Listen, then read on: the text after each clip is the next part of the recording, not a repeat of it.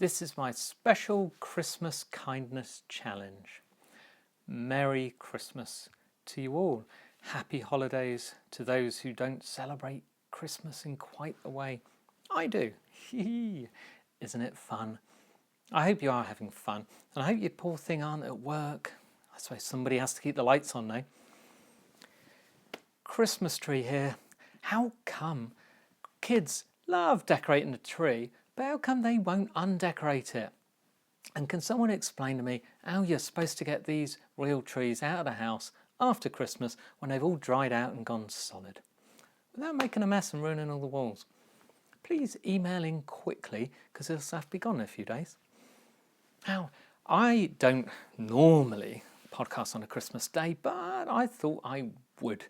And no, I'm not going to go for the old peace on earth and goodwill to all men, because that's tricky, we know, and that's a nice thought. But I have got a little challenge. I will make this short. Now this is not for just Christmas, by the way, because I assume you're going to eat your turkey and whatever. But I would like you to consider this for after Christmas. And most people make New Year's resolutions. How about a Christmas resolution, a Christmas kindness challenge, which is to improve our overall kindness generally to our staff or team members and customers.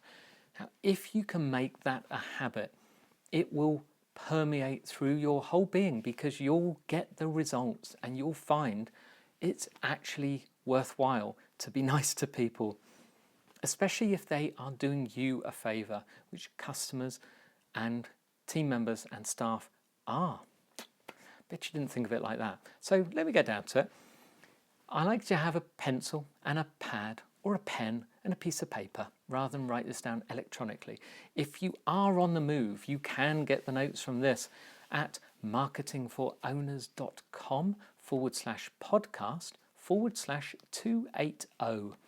All of the podcasts are recorded like that. You can also go to marketingforowners.com/challenge. That is a page with every single challenge we've ever given, which are every single Friday.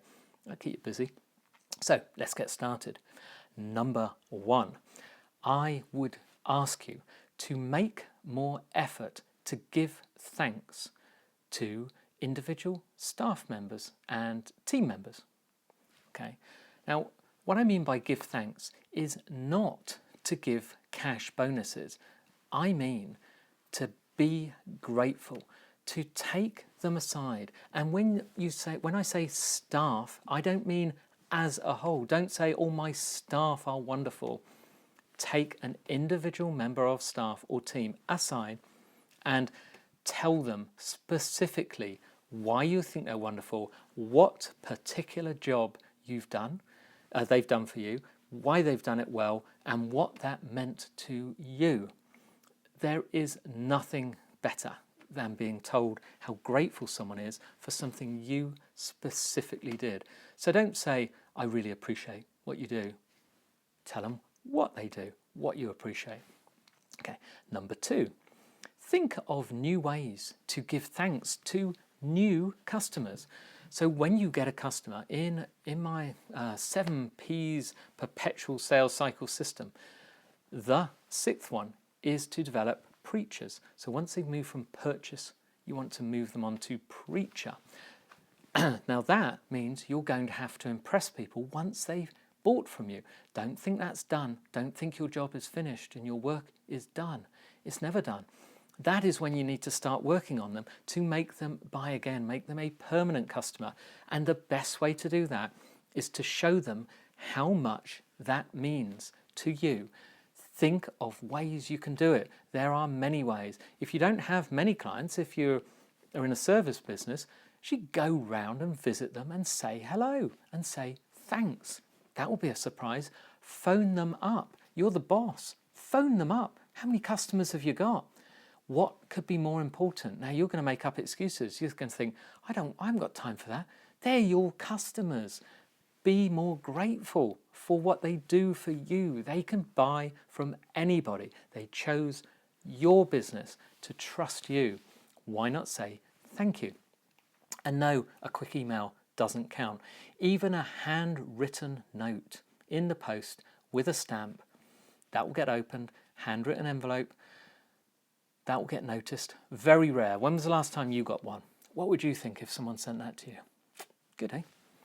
Number 3, then contact existing customers and say thank you to them, because we tend to get complacent. We love having repeat business and the customers who buy again and again, but we don't think we have to work on them either. We think they're happy, we're doing it all. Why not say thank you? Why not go and talk to them? Why not take them a gift?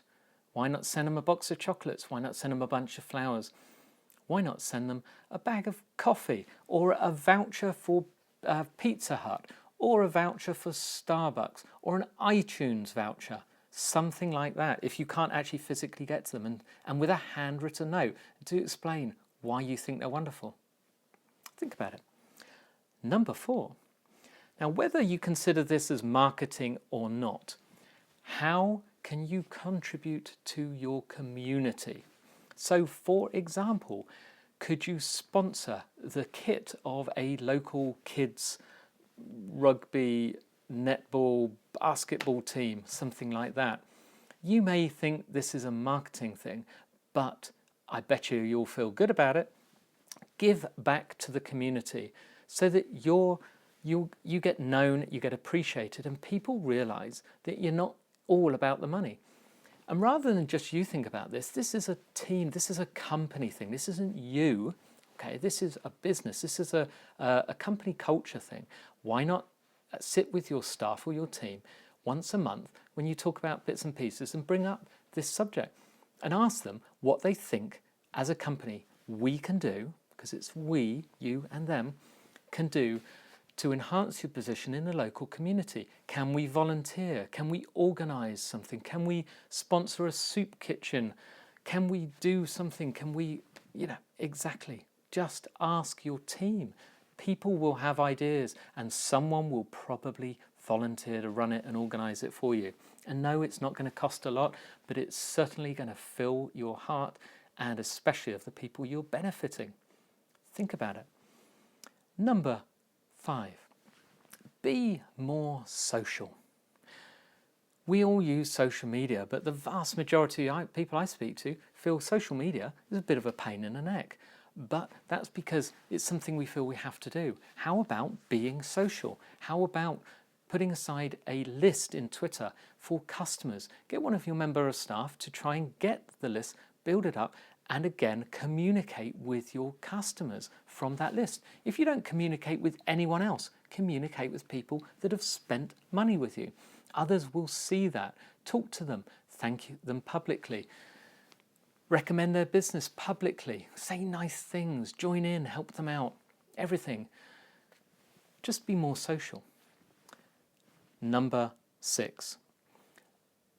Be more grateful to your staff and customers.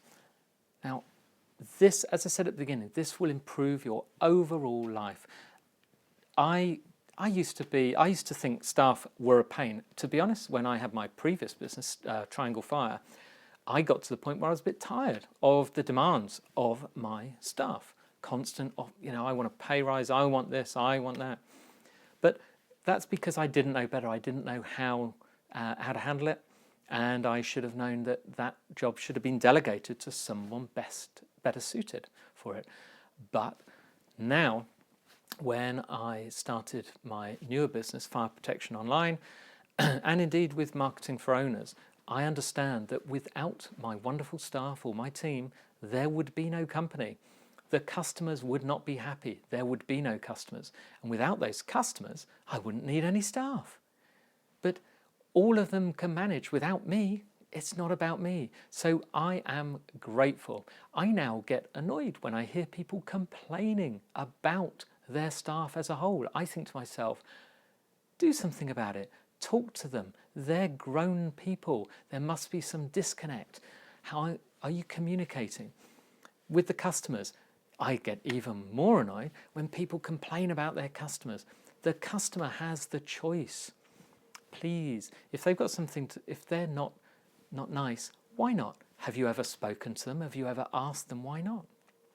just be appreciative. And I have a feeling that if we appreciate everyone around us in life, then this is going to be a joyous Christmas, and it will develop into a fantastic 2016.